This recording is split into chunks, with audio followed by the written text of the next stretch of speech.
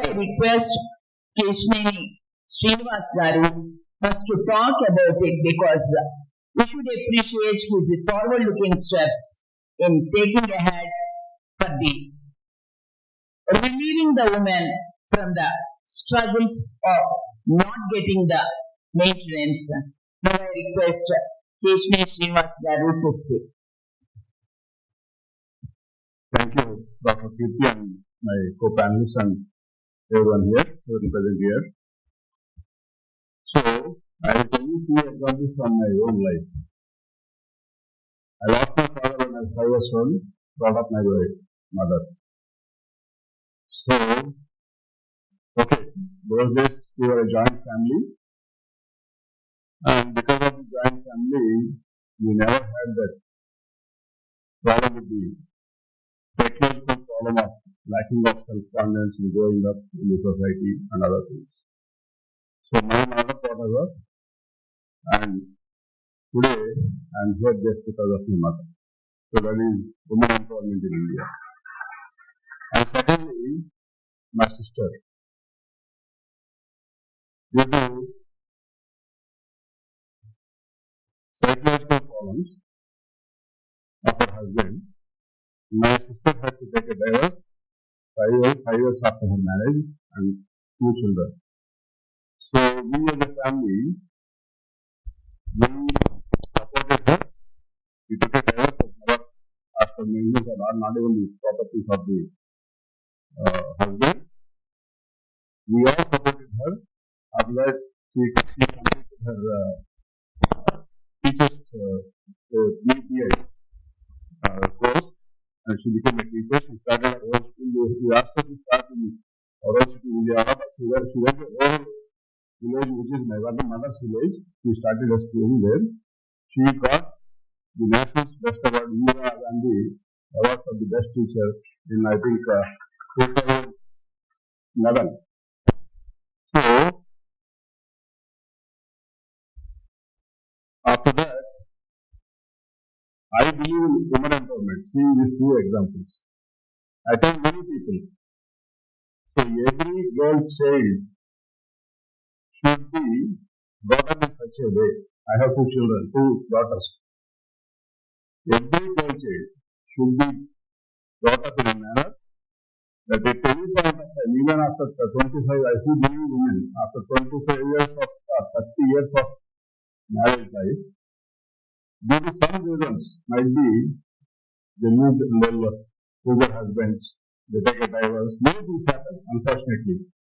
Even after 25, 30 years or so, if they have the ability to stand on their own, to earn on their own, to empower themselves, then only the women can survive. Okay, the maintenance laws and all that is another part. What can be maintenance law? How much maintenance can after finding some level who want the society to be good, they are helping them, but most the law has become very costly.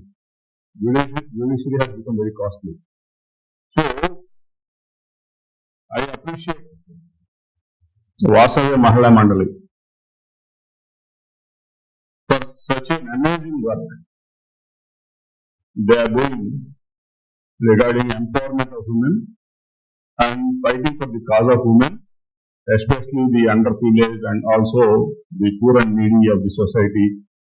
And many of them, not only women empowerment, they are fighting, they are doing good work in health and education. We are proud of their family actually. Actually, Vasavya Mahila Mandali is not an organization that has come in recent days. Their grandfather, Kirti's and Rashmi's grandfather, Gora Garu, he is a freedom fighter. Both of them, grandfather and grandmother, Saraswati Gora and Goraji, they were both freedom fighters. They fought against untouchability and they fought for the social justice of this country. They are very close to their Gandhi family, and very close to Mahatma Gandhi. Even I think one of the children of Goraji, they were married in the ashram of Mahatma Gandhi in Sabarmati, no? So That was the family. After that, our Vidyaji, the two-term MP of Vijayawada in 80, I think 7th Lok Sabha and 9th Lok Sabha, I think. So she's a great woman. I think she started this organization, Vasavya Mahila Mandali, I think more than 50-55 years. So this is all the children, not just from the grandparents to their parents and the whole family. I see Dr. Samaran Garu, the son of, brother of Pujya Garu and son of Gora Garu, who is a very great doctor, very popular doctor, and he is also working for the society. And also the whole family dedicated to the society in and around Vijayawada. They have worked for the society entire lifetime without any this thing. They are working for the society. And also this, I have read this study on this maintenance laws. They have done a wonderful study. I think every one of you should go through that book. I don't know how many read that book. They have reached out to many sufferers. They have recorded all that thing along with the Symbiosis School of Law. They collaborated with them and they did a lot of research, study. They have bought this thing. So from last 1 year, they are collaborating with my team and me to bring in this bill, the maintenance bill. So we are happy because they have done such a wonderful work on women maintenance, and this country, we worshipped women, we respected women. This is the country where in the Indian National Congress had a woman president even before the world had any such sort of a woman in such a high post. Even today, the so-called the developed country, USA doesn't have a woman president until today. So our country believes in women empowerment, respects women, worships women. So they have worked a lot. Their study is useful for the society. So when they have collaborated with my office to do this private member bill. Actually, we are trying to introduce this private member bill. It is listed now, and it will be, I think, very soon it will be introduced. The contents of the bill are, actually there is this 125 CRPC, some amendments to that. So when the case is running, it is taking a long time for the judgment. In that interim period, the interim maintenance amount should be given to the woman who is fighting for the maintenance, maintenance amount. And the other thing is, the second part, the maintenance amount or the interim maintenance amount, it should be directly deducted from the employer and given to the woman, the wife or the whoever it is, the spouse. And also the other thing, any retirement benefits also should be directly linked to this maintenance amount.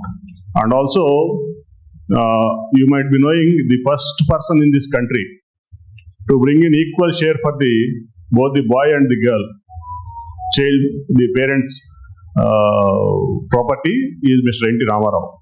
So we have also in that bill put a clause saying that the whatever immovable and movable assets of the husband should be given 50% to the woman who is taking the divorce. That is all in the bill, and we have this is listed for introduction. I think it will be soon introduced. I don't know how many. Very recently, I don't know. I didn't even remember. I don't even remember that any private member will getting passed. But because this is the bill that is the need of the hour, especially for the women who are in the problem of divorce and maintenance. So this will be very useful for the women. So I think and I hope Madam Fauzia Khan also, people like her should be able to impress upon the rest of the Lok Sabha and Rajya Sabha MPs to get this maintenance law bill passed in the Parliament, and might be this should be the bill after many decades getting passed in the Lok Sabha. I hope so it will be passed. So thank you very much for giving me this opportunity, Dr. Kirti, Dr. Rashmi, Vasavya, Mahila, Mandali and everyone. Thank you very much. Thank you for this opportunity. Thank you so much, Srinivas garu.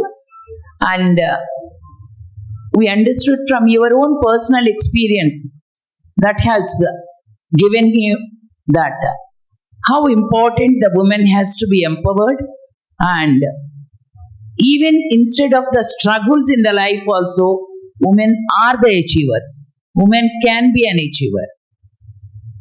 Thank you so much.